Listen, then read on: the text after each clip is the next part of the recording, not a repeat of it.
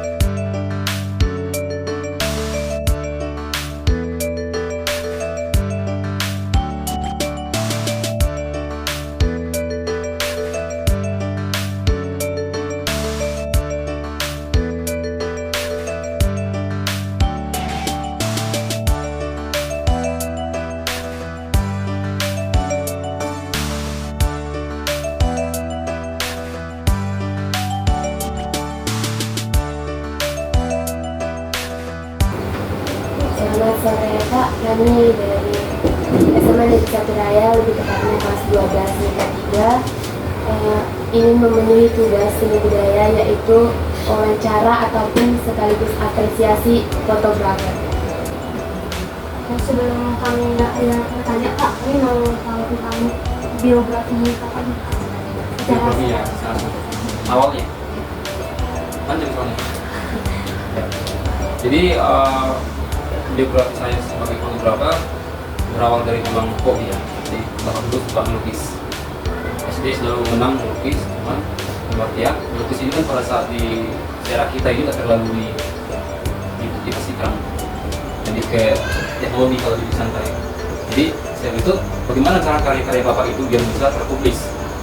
Jadi saya butuh yang lebih cepat. Dalam artian itu saya butuh pelajaran yang baru lagi. Dalam artian saya kuliah di bagian sistem informasi. Jadi karena yang dulu bapak mau jualan masih lukisan bapak, cuma nggak ada yang beli dan nggak ada yang kenal, sehingga bapak butuh kuliah untuk membuat suatu aplikasi bagaimana cara mempromosikan hasil karya kita. Jadi pada saat itu saya kuliah di Komputer Bangsa yang di Santar ini. Pada saat di situ kita nggak terlalu langsung karya-karya kita itu walaupun kita kuliah nggak langsung terpublis.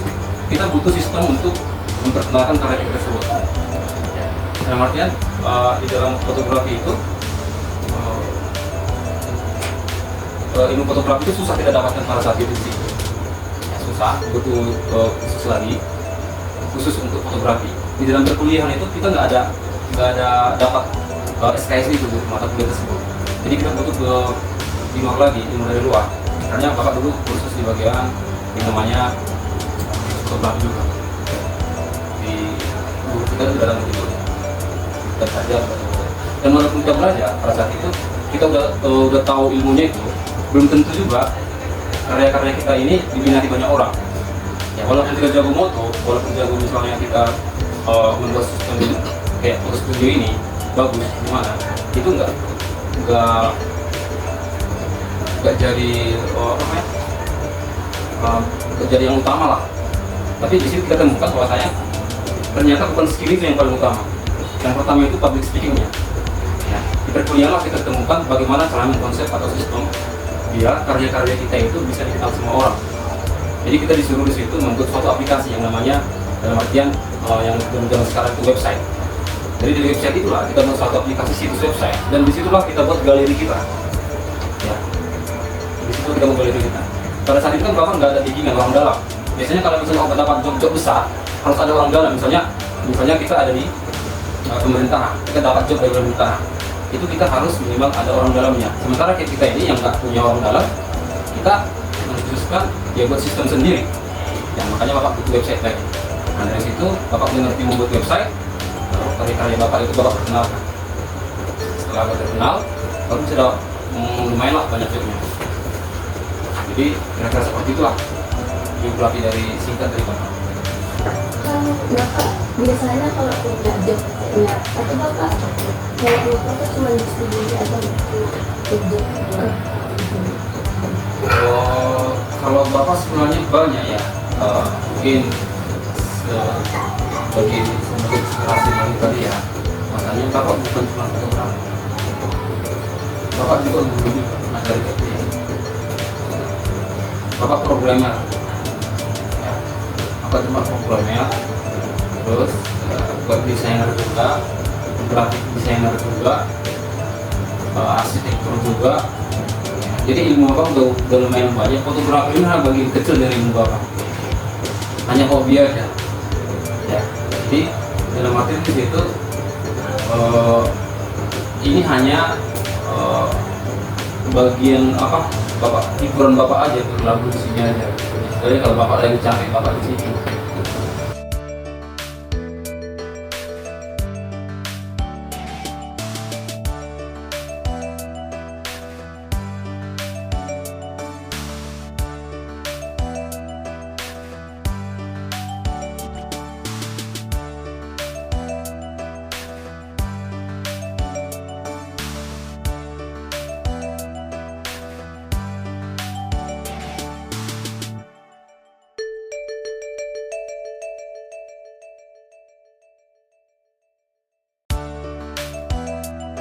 Jadi fotografi itu berasal dari bahasa Yunani. Ya, fotografi itu berasal dari bahasa Yunani yang dari foto, pertama foto dan grafo. Foto itu artinya cahaya, grafo itu artinya melukis. Jadi kalau digabung fotografi melukis dengan cahaya atau menggambar dengan cahaya. Jadi tanpa ada cahaya, foto itu nggak bisa terbentuk. Ya, itu satu. Jadi paling utama cahaya. Kita melihat kan karena ada cahaya. Kalau coba gelap, bisa melihat nggak? Nggak bisa melihat kan? Jadi intinya kita bisa melukis itu juga harus ada cahaya, sehingga bisa kita buat sketsanya, sehingga lukisan itu terjadi. Ini Pak, jadi kami Pak jadi kami ada belajar Pak, kalau misalnya ada jam-jam tertentu yang bisa dibilang golden hour Pak. Golden hour. Ya, golden hour Pak. Itu Pak katanya dari jam 9 sampai jam 11, sama dari jam 2 sampai jam 4 Pak. Kalau menurut Bapak yang selama ini turun ke lapangan gitu Pak untuk pengambilan foto, itu memang kira-kira jam segitu atau ada jam lainnya? Bapak terangkan bahwasanya di dalam fotografi itu bagus atau tidaknya dalam jangka waktunya ya, waktunya misalnya pagi atau sore. Pagi atau sore, paginya di Prancis sama di sini beda. Dalam artian tetap jadi misalnya terbit setengah 7 misalnya naik. Ya, jadi di sini setengah 7 juga naik mataharinya. Pada saat di situ di Prancis itu sampai jam 12 malam, 12 siang itu masih enak motonya. Tapi kalau misalnya pernah dengar Holdung kan? Kalau misalnya di Holdung, ya kita sering proyek di sana, jam 8 pagi aja nggak bagus lagi. Jadi menyesuaikan sama tempat. Nggak ada yang bisa memastikan itu bahwasanya jam setengah 7 sampai jam 10 baguslah golden hour. Golden hour itu terkali bagian sunsetnya, bukan sunrise. Golden hour itu di sunset. Ulang ya, kuningnya senjari apa itu di sunset sama di sunrise itu beda. Kalau di sunrise itu dia lebih soft ya, lebih soft. Kalau di sunset itu lebih keras ya. Cahaya kuningnya itu lebih pekat gitu. Jadi dalam artian di situ, kalau di Toba ini atau di daerah Danau Toba, biasanya pengalaman Bapak itu kalau di Toba ya, kalau misalnya di Medan atau di Tebing Tinggi itu beda lagi. Bapak cerita di Toba dulu yang sering Bapak ceritakan di sana, itu biasanya enaknya moto itu di setengah 7, di jam 6 pagi sampai jam 8.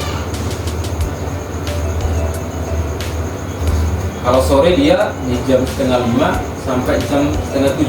Kalau bicara di lokasi lain itu beda lagi. Misalnya lokasi di mana mas? Misalnya di Taman Bu, apa namanya? Di apa namanya? Di Kebun Teh, misalnya Sidamani, itu beda lagi. Ya, beda lagi apa golden hour-nya. Kalau di Sidamani itu sekitar jam 3 pun udah enak moto di situ. Karena paparan dari matahari pakai daun itu diredam sama ininya, sama daunnya, sehingga lebih soft lagi cahayanya di situ. Jadi berbeda lokasi, beda ini juga waktunya. Untuk cara pengaturan cahayanya di dalam indoor atau outdoor itu apa ada tekniknya untuk mengatur cahaya, Pak? Kalau kita bahas masalah pengaturan cahaya, apalagi dibilang indoor sama outdoor, itu gak segampang yang kita pikirkan. Itu ada teknik-tekniknya lagi. Jadi kita butuh ada waktu, misalnya 2 SKS lagi untuk belajar itu. Gak segampang itu. Apalagi di dalam, yang intinya kalau kita belajar fotografi itu, apalagi di indoor ini, maunya orang misalnya pakai autofocus atau auto light gitu. Dalam artian di situ kita hanya pakai kamera itu, menyalakan foto langsung bagus. Ada seperti itu. Jadi udah ada sistem di kamera itu yang bisa membuat seperti itu. Tapi ya beda harga, beda kualitas. Beda kamera, beda kualitasnya. Kalau misalnya dia spesifik aja. Ini aku mau moto indoor nih, kira-kira apa aja yang mau kita persiapkan? Mungkin seperti itu pertanyaannya. Kemudian Pak, tadi kayak yang ditanya sama teman saya, Pak, di fotografi itu pasti ada hal-hal yang harus diperhatikan atau komponennya yang harus diperhatikan, Pak. Misalnya itu Pak, kayak atau fitur-fitur dari kameranya gitu Pak. Misalnya shutter speed, ISO atau yang lainnya Pak. Itu adanya Pak tekniknya tersendiri dalam pengambilan. Misalnya kalau gambar bergerak itu Pak, kayak pakai shutter speed Pak atau ISO gitu. Semua itu ada teknik-tekniknya. Jadi istilahnya gini, ya kalau misalnya kita mau bertanya itu sebenarnya lebih spesifik lagi. Jadi kan tadi ada shutter speed, misalnya high speed, low speed, gitu lah. Boleh minta tolong jelaskan tentang shutter speed dulu. Jadi shutter speed ini bagian dari 3 bagian dari kamera, karakteristik dari kamera itu shutter speed, ISO, sama diafragma ya. Shutter speed ini berasal dari 2 kata ya, shutter sama speed. Kalau shutter itu kira-kira apa? Mungkin kalian masih belum tahu. Ini ya, ini pelajaran itu belum ada, makanya kita datang kemarin. Shutter itu adalah bagian mekanikal di bagian kamera itu, bodi kamera itu, yang fungsinya untuk menyaring cahaya yang masuk dari lensa ditransfer ke sensor kamera. Jadi dia di tengah, ke antara. Shutter itu komponen. Shutter penutup atau pembuka jendela, atau dibilang shutter blade. Nah, nama mekanikernya di dalam suatu kamera itu namanya shutter blade, kayak jendela. Jadi misalnya dia seperti katup penutup. Misalnya kan kalau misalnya jendela terbuka, berarti cahaya kan masuk. Nah, siap ditutup dia tak, berarti udah selesai fotonya. Kan itu kan bisa dengar suara cek gitu kan. Ceknya itu buka, cracknya itu nutup. Ceknya itu buka, cracknya itu nutup. Jadi itu harus buat jendela. Satu mekanikal, bisa dibilang hardware-nya. Hardware-nya khusus di menutup cahaya sama membuka cahaya itu yang masuk ke sensor. Jadi maksudnya dalam artian, kalau dibilang shutter speed, ini kan tadi masalah shutter masih kita kan. Kalau dibilang shutter speed itu apa? Kecepatan sinonimnya apa? Cepat dia melaju gitu kan, betul nggak sih? Nah, tapi kalau misalnya di bagian komputer, di bagian kamera ini, speed itu durasi. Speed kan termasuk ke durasi kan. Nah, jadi di situ bukan hanya kecepatan, bisa dibilang juga low, lambat. Jadi dia arti shutter speed ini adalah durasi. Nah, mengatur durasi lambat atau cepatnya cahaya masuk ke sensor kamera. Tahu ya, itu bintang-bintang itu ya. Dengan mata telanjang kita itu nggak bisa kan kita lihat kan. Tapi dengan mata kamera itu dengan settingan low speed bisa direkam kayak gitu. Jadi kalau misalnya nggak mendung misalnya apa ini, kan misalnya biasanya kita nggak lihat asal ada nampak bintang sedikit, tapi kan nggak tahu kita apa ada bintang-bintang di belakangnya lagi kan. Tapi kamera bisa tahu. Dengan dia merekam sekitar 5 menit. Jadi terbuka terus ininya. Shutternya itu terbuka terus sampai 5 menit. Jadi cahaya itu banyak masuk ke dalam. Direkam dia. Mungkin fitur-fitur handphone sekarang juga udah seperti itu. Ya, yang udah kayak Samsung S20, terus iPhone 14 sampai ke atas itulah yang punya seperti. Jadi saya itu ya dia yang buka selama 5 menit. Belum itu dia, kalau itu tuh dia udah terjadi gambar. Dibuka dia terus banyak masuk cahaya itu ke dalam. Banyak masuk, misalnya dipaksa dia banyak masuk cahaya itu, direkam dia terus sampai 5 menit, baru siap udah dapatnya cahaya itu baru ditutup. Nah, jadilah hasil seperti itu. Itu tekniknya memutu itu. Jadi, sebenarnya kalau bukan bermaksud menyinggung atau apapun itu, kami hanya ingin sekedar mengetahui Pak. Kira-kira perbedaan penghasilan ambil foto di studio seperti ini dengan contoh di lapangan berbeda? pasti berbeda. Jadi biasanya biasanya mahalan di outdoor. Mahalan di outdoor di luar ya. Jadi kalau di luar itu kan kita butuh asisten yang banyak. Misalnya nih pre-wedding di outdoor nih, kita butuh asisten minimal 2. Ya asisten itu kan harus kita bayar. Sementara di sini kan kita nggak butuh asisten, lampunya udah lengkap. Jadi otomatis dari segi biaya di outdoor itu lebih mahal. Itu biasanya 4 kali lipat gitu. Jadi masalah harga itu ya tergantung ya. Masalah harga itu tergantung fotografernya biasanya. Kalau dari Bapak sendiri Pak, ada Pak teknik pengambilan foto yang khusus gitu Pak, atau ciri khas dari gambar yang Bapak ambil? Genre Bapak. Sebenarnya kan kalau di musik itu ada pop, ada rock, itu maksudnya ya. Genre Bapak semua. Jadi semua Bapak kuasai. Foto wedding juga bisa, pre-wedding juga bisa, graduation juga bisa, landscape juga bisa, portrait juga bisa, people juga bisa. Jadi sport juga bisa. Kemarin kan Pak kan pernah research beberapa hasil kayak yang dicoba saja ngambil fotonya lebih mahal daripada di Sumatera, di Semalungun. Sedangkan UMR-nya lebih tinggi di Semalungun daripada di Tobasa. Jadi kami pengen nanya sebenarnya dari Bapak, apa aja yang menjadi pengaruh kenapa bisa lebih tinggi UMR-nya di Tobasa daripada di Semalungun? Itu menurut Bapak sendiri. Nah, pertama tadi dari segi transport juga kan juga. Jadi hanya kita bahas pre-wedding atau apa ini? Nikah atau pre-wedding? Kalau pre-wedding di Tobasa kan dari segi destinasi di sana pasti kan lebih bagus. Jadi harga jualnya lebih mahal. Jadi kalau misalnya kita mau di Semalungun, mau apa kita buat? Berterunjuk kan? Ya kalian lihatlah bagaimana bedanya di mana. Kalau kita pre-wedding Semalungun sama di Baligi atau di Huta Ginja atau di Pakodia, ini kan lebih mahal. Sebenarnya dalam artian di situ itu mungkin dalam perspektif kalian aja sebenarnya. Tapi ada juga sebagian fotografer itu ya disamakan semua kan. Tadi kelewatan Pak, seharusnya ini kami nanya di awal tentang nama lengkap Bapak dan usia. Tak kenal maka tak sayang ya. Iya. Seperti itu. Jadi nama Bapak itu Bernardo Hutadulu Eskom ya. Usia Bapak sekitar 34.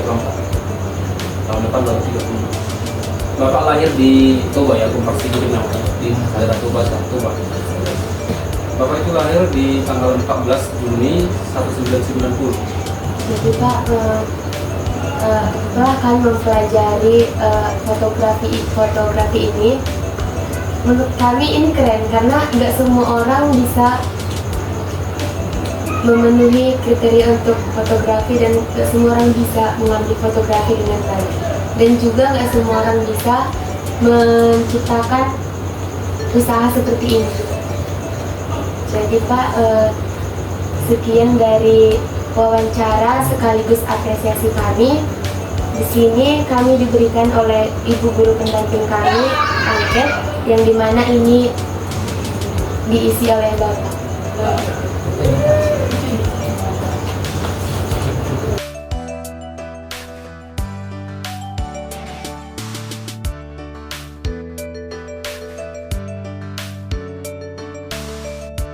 Jadi tadi udah memang ngerti arti shutter speed itu. Coba kira-kira apa? Karena ada penelitian mungkin. Shutter speed itu apa? Jadi shutter speed itu Pak mengatur durasi lambat atau cepatnya cahaya tersebut masuk Pak. Jika semakin lama terbuka, itu cahayanya semakin banyak masuk Pak. Contohnya itu kayak untuk pengambilan gambar bintang yang nggak bisa ditangkap sama mata.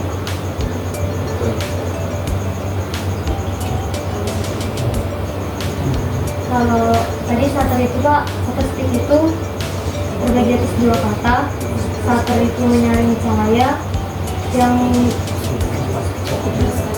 Shutter itu adalah mekanikal di dalam sebuah kamera yang fungsinya untuk menutup dan membuka jendela.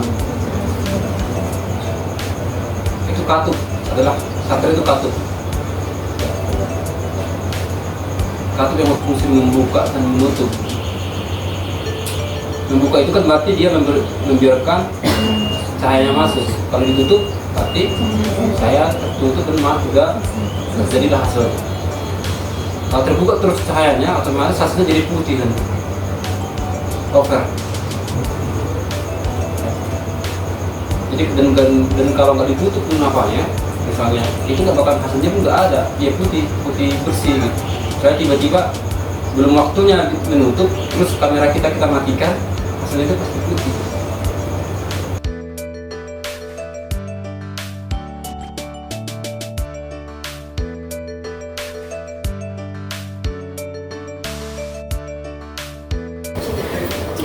Sebagai bentuk apresiasi kami kepada Bapak, sebagai cinta mata kami, karena kami sudah memata waktu Bapak.